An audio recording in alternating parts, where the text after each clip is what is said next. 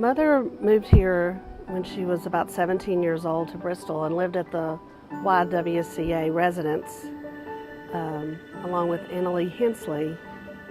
And I can remember them telling stories about being young and being there and meeting their husbands and getting married and being residents in Bristol. But that was my first encounter knowing about the YWCA, is that Mother was a resident. The Y has always been sort of a backbone for her education, learning, growing, being a resident there, and was there up until a little after she got breast cancer. She was still going and being involved, doing things with the Y. The YWCA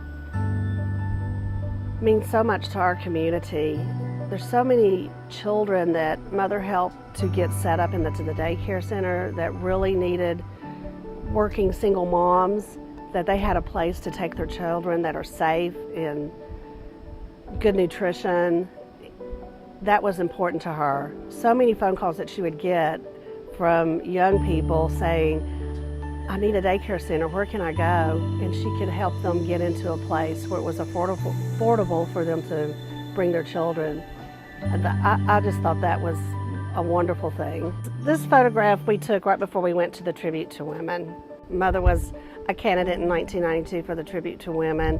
She was very honored and proud of that recognition that she got from the YWCA. The YWCA was proud of my mom as much as she was proud of them.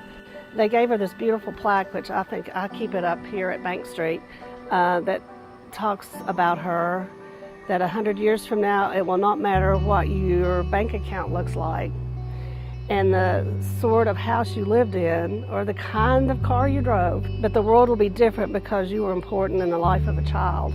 And that's what she truly believed. They said, thank you for making a difference in the lives of hundreds of children. She's just a fabulous, wonderful lady, and I think the YW helped to mold her, being that she did not have a mom. She learned a lot through them, how she ever knew how to be so graceful and elegant, how that she learned all those things. I think the YW could have had a big part in that. My first experience with the YWCA was living at the Y, and so I was there working and going to school. The residence was wonderful. I met some of the finest people while I was there. So the first MLK parade in Bristol was ecstatic. When the kids, they were so excited and they kept asking questions. Nanny, what is this? Where are we going? I told them it was a parade. As we began to walk towards State Street, the closer that we got, the more empowerment we had, the more sense of freedom or purpose that we had, or that I felt. And to have my grandkids, the third generation, with me, I took it personal. And even though they didn't quite understand everything, that was a moment that they would never forget, because guess who was right behind the sign peeping over? It was Reverend Jackie Knopflin with her two granddaughters. Something for them to tuck in their history, in their memory bank. When they get older, they can tell their children. And I'm proud to be part of it, because I too support the fight against racism and the empowerment of those, especially women. And so what the Y is doing, it's incorporating these things that's happening. Even with the daycare here, you have children of all colors, a beautiful flower, a rainbow, and they're loved by the community, loved by somebody. Black people as well as white people coming together in a big number. What did you think about all those people? A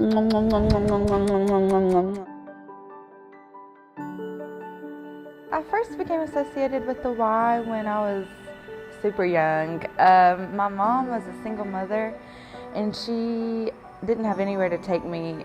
I first started Tech Girls end of elementary school, probably like 5th grade. After school, she didn't want me to come home by myself on the bus and be there without any supervision, so it started as an after-school program, but it became much more than that. A couple memories I have from Tech Girls was around Christmas, and they took us around Walmart, and we got to shop and buy whatever we wanted, and that was the greatest thing. And now I know that money was like from a donation or from, somebody in the community who thought of middle school, elementary school girls.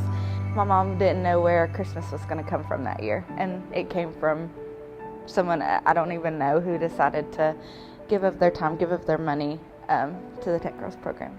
One of the most important things I learned and received from Tech Girls is probably self-confidence. When I was younger, I had a lot of self-esteem issues with having medical problems and just other things.